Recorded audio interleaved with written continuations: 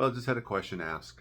The classic, what do you do when the person says they want to talk to their spouse? And if you're getting this on a call, at the end, you didn't cross your T's going through the presentation, because this is an objection that should not come up at the end if you have a tight presentation, because there's absolutely no reason why that should come up at the very, very, very end. But if in classic Chris Voss style, if objections come in, now my line is with the dollars. As soon as you put pricing down, in my opinion, you're dead in the water, because now you're just combating. You're just going back and forth with people and everything else. But if I put pricing down and say, okay, so which check do you want Mary to have?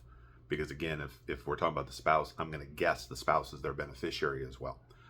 So if you've talked about everything, talked about the spouse being the beneficiary, then they get to the end, you say, okay, it's going to be $102 to get the coverage that you want. And they're like, okay, I'm going to talk to Mary about it and we'll get back to you. Mary isn't really the issue. The prices, they don't trust you and or the price. So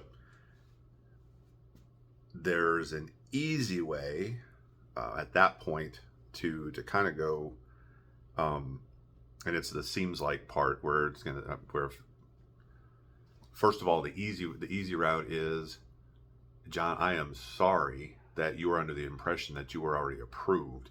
There's nothing to talk to Mary about other than prices. There's nothing to talk about. And again, this is something you should have covered earlier, but if you didn't, so we don't have an approval yet. Until we can put in the actual request for coverage and get something, the pricing is irrelevant. Doesn't matter if it's 2 cents. We don't have an approval. Blah, blah, blah. Still want to talk to my wife. Well, it seems like you have a reason for saying that. It seems like you have a reason for saying that, and you shut up. There's going to be silence there. He now has to validate to you why he's making that statement. And if I had to guess, he's going to say, well, because the budget and all this stuff and on and on. So let's go back to not getting that. Best way to overcome an objection is not to ever get it, for you to overcome it before it gets there, so that it doesn't come up at the end. We have a whole part of our scripting. I want to use the right words here. When we do the setup and use our empathy statement, we become one with that person, and we start the bonding. The next part, establishing the stakes, raising the stakes and everything else, is actually establishing a relationship with the beneficiary.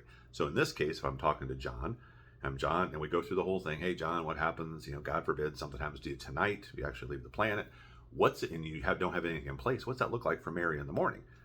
All right, well, and you go through and make him talk about that. At some point during that part is when it's going to come out, well, I'm not going to do anything until I talk to her anyway.